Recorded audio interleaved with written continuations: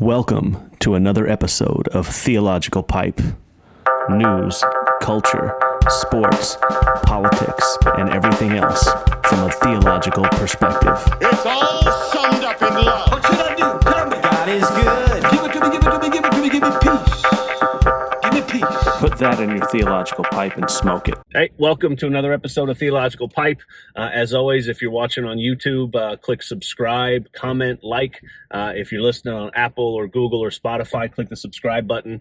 Want to tell a story and then kind of maybe relate it to stuff that maybe some people feel like they're going through when it comes to COVID, when it comes to the election, when it just comes to life that we've been living over the past few months. Life's been stressful. There's been anxiety. There's been questions. There's been fear. And I think we're seeing that bear out in the way we're feeling and the way we're treating each other and the way we're doing things, either in person or online and that kind of stuff. And so I'm going to start with a story, and this is a true story. It actually happened. We went to Colorado a few years ago with some friends, and we decided to rent some Jeeps and go four-wheeling. And so we get the Jeeps, we pile in a thing. I had my family and my friend had his family, and we're going to just kind of drive on mountains and drive on trails and just kind of go and have a good time and stop and look at the scenery and stuff like that. Love Colorado. It's an amazing place. Go there, at least a few times, or at least once every few years. And so we're driving around through kind of like Pagosa Springs and Creed and Durango. We're just in that area, and we're four-wheeling and we're bouncing around and we're mudding and we're doing everything that the Jeeps are meant to do, and we're having a blast. And my buddy is leading, and I'm going to follow him. So he's the head car. We're following him, and sometimes we had maps and we would look where we were going. Other times we would just go. And so we're going and we're climbing up a mountain, and it's really fun and it's really awesome, and we're getting higher and higher, and it's really fun and it's really awesome. And then eventually we kind of get towards the top of the mountain, towards the peak. And when we do, we're driving for quite a while, and the path that we're driving on is about the width of the Jeep. So there's not much room for either side. In fact, there's really no room. And as we keep getting higher and higher, the trees start to disappear. And now we're at the top of a mountain, and it's just a path up the top of the mountain to the peak, and we can't see over the other side. So we kind of stop because it's a little scary and a little concerning. We don't really know what to do. And there was the path, and then there was a little bit of ground, and then just nothing on the sides.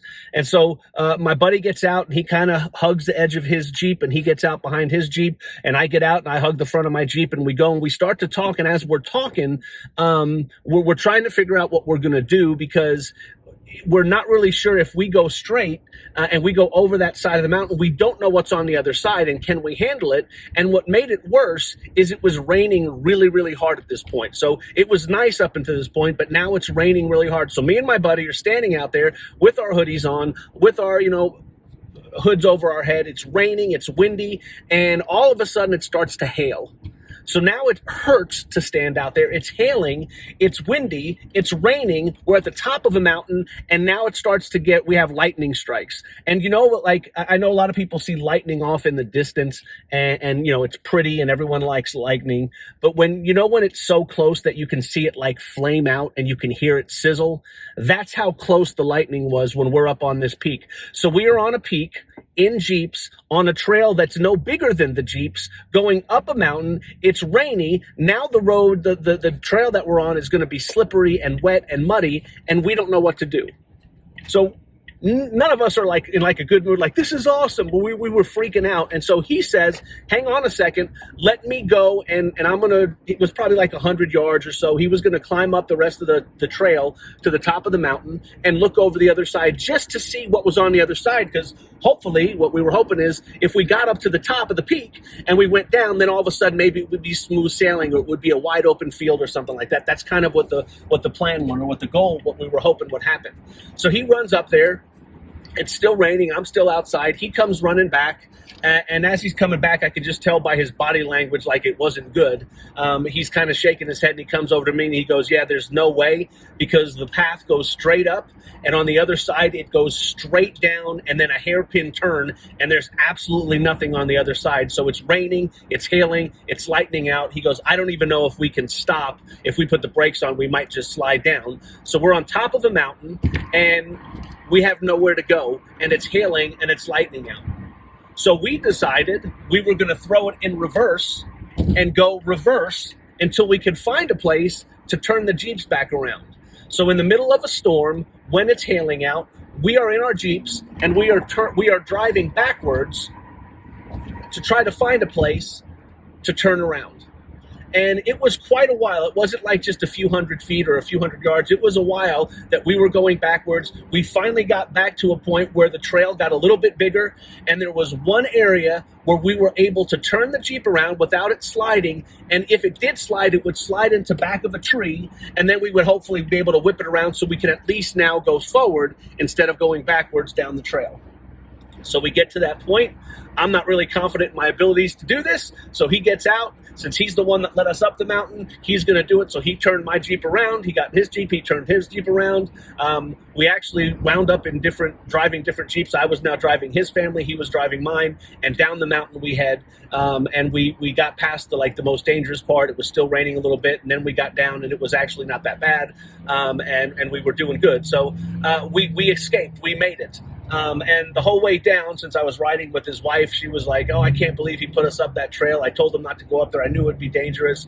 And it was at the time, man, it was really scary. It was not fun. It was dangerous. We were, again, getting pelted by hail. There was lightning all around us so thick that we could hear it sizzle and watch it sizzle out. It was dangerous, right? But when we got down and we were done, it's one of the coolest stories that I have. I love thinking about that. Now, would I want to do that? Absolutely not. If someone said, hey, it's thundering and it's hailing, let's go top of the mountain where we might die, I don't think I'm going to do that.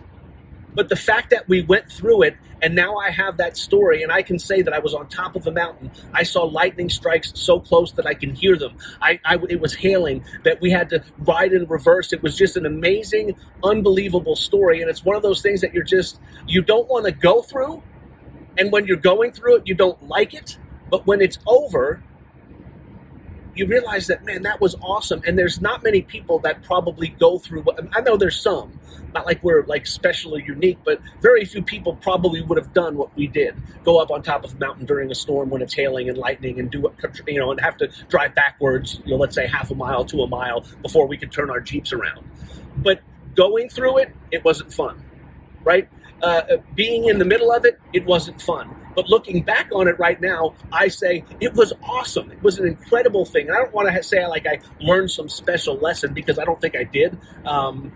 Maybe the lesson I learned was not follow my friend up a mountain, but that's not the case. I'm going to follow him again because we had a good time and it was great. We had a blast. And so I tell that story to sort of maybe make it somewhat bearable for us today as we're going through what we're going through. And yes, maybe it's way longer than a ride up a mountain and a ride back down.